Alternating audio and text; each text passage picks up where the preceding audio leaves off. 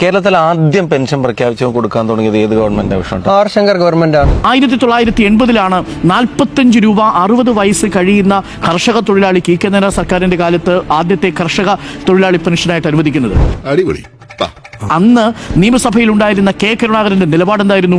പ്രത്യുൽപാദനപരമല്ല പെൻഷനുകൾ എന്ന നിലപാട് രാഷ്ട്രീയമായി എടുത്ത ഒരേ ഒരു പാർട്ടിയുള്ളൂ, അത് കേരളത്തിൽ കോൺഗ്രസ് എന്ന് പറയുന്ന പാർട്ടിയാണ്. UDF ഗവൺമെന്റ് ഒരു പെൻഷനും കൂട്ടിയിട്ടില്ല എന്ന് ഇതുപോലെ പറഞ്ഞുകൊണ്ടിരിക്കുന്നുണ്ട്. അതിനുശേഷം 82 ആ സർക്കാർ വീണു.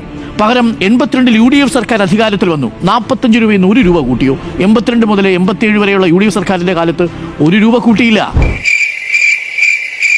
87 കെ നായനാർ മന്ത്രിസഭ വീണ്ടും വരേണ്ടി വന്നു 45 രൂപയിൽ നിന്ന് 60 രൂപയായിട്ട് ആ പെൻഷൻ വർദ്ധിപ്പിക്കാൻ. അതായത് 45 രൂപയായിരുന്ന പെൻഷൻ 60 രൂപയായി വർദ്ധിപ്പിക്കുന്നത്. ആദ്യത്തെ വർധനവുണ്ടാവുന്നത് കെ നായനാരുടെ 1987 സർക്കാരിന്റെ കാലത്താണ്. ആ സർക്കാർ 92 പോയി, UDF വന്നു. എന്തെങ്കിലും വർധനമുണ്ടായോ? 5 വർഷക്കാലം ഒരു വർധനവും ഉണ്ടായില്ല.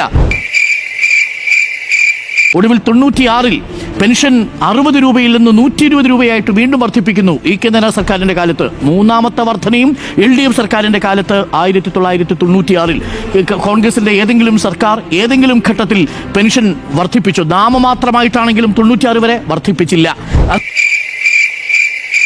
അതിനുശേഷം 2001 കെ ആന്റണി സർക്കാർ വരുന്നു. അടിമുടി സാമ്പത്തിക ബാധ്യത നമുക്കറിയാമല്ലോ. 91 കെ ആന്റണി സർക്കാർ വരുമ്പോഴാണ് 28 മാസമാണെന്ന് പെൻഷൻ കുടിശ്ശിക ഉണ്ടായിരുന്നത്. കേരളത്തിന്റെ ചരിത്രത്തിൽ ഏറ്റവും കൂടുതൽ കുടിശ്ശിക ഉണ്ടായിരുന്ന കാലം 2001 വന്ന കെ ആന്റണി സർക്കാരിന്റെ കാലമാണ്. ആ 28 മാസക്കാലത്തെ പെൻഷൻ 120 രൂപയുടെ പെൻഷന്റെ കുടിശ്ശിക കൊടുത്തു തീർക്കുന്ന ആരാണെന്നറിയാമോ? 28 മാസത്തെ പെൻഷന്റെ കുടിശ്ശിക 2006 വരുന്ന VS അച്യുതാനന്ദൻ സർക്കാരാണ്. അന്ന് VS അച്യുതാനന്ദൻ സർക്കാർ 2011 ഇറങ്ങിപ്പോ ഒരു മാസത്തെ കുടിശ്ശികയില്ല. ഈ 120 രൂപ എന്നുള്ളത് 500 രൂപയാക്കിയിട്ടാണ് VS അച്യുതാനന്ദൻ പോകുന്നത്. വർധന ഉണ്ടാവുന്നു. 120 നിന്നാണ് വർധന ഉണ്ടാവുന്നതെന്ന് ആലോചിക്കണം. അപ്പോൾ 2011 വരെയും UDFന്റെ സർക്കാരിന്റെ ഒരു സർക്കാരും 1 രൂപ പോലും ആ അർത്ഥത്തിൽ വർധനവ് വരുത്തിയിട്ടില്ല.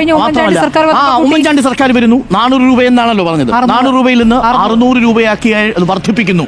ഏത്? 2011 മുതൽ 16 വരെ. അവിടെയാണ് 3 മാസം മുതൽ ചില പെൻഷനുകൾ 11 മാസം, ചില പെൻഷനുകൾ 18 മാസം എന്നിങ്ങനെ വ്യത്യസ്ത തരത്തിലുള്ള കുടിശ്ശികയായിട്ട് പോകുന്നു. നമ്മുടെ സഭയിൽ ഞാൻ നേരത്തെ വായിച്ചിട്ടുണ്ട് സ്വരാജിന്റെ ചോദ്യത്തിന് തോമസ് ഐസക് നൽകിയ മറുപടി. ആ പെൻഷൻ അവിടെ കൊടുത്തു പോകുന്നു. അപ്പോൾ ഈ കാലങ്ങളിലെല്ലാം അതും 600 രൂപയിൽ നിന്ന് 1000 രൂപയാക്കി, 1000 രൂപയിൽ നിന്ന് 1600 രൂപയാക്കി പെൻഷൻ വർദ്ധിപ്പിക്കുന്ന സാഹചര്യം ഉണ്ടാകുന്നു.